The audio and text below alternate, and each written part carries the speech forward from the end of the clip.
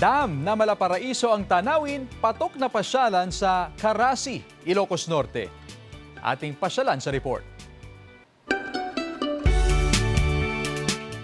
Patok na pasyalan ang Sabo Dam sa Carasi, Ilocos Norte. Malaparaiso kasi ang tanawin at agaw pansin ang malakurtinang tubig. Perfect view ang lunti ang mga puno at preskong hangin ang malalanghap. May hanging bridge bang pwedeng masubukan para sa river crossing adventure. May picnic area rin sa lugar. Malapit lang ito sa bayan at madaling puntahan.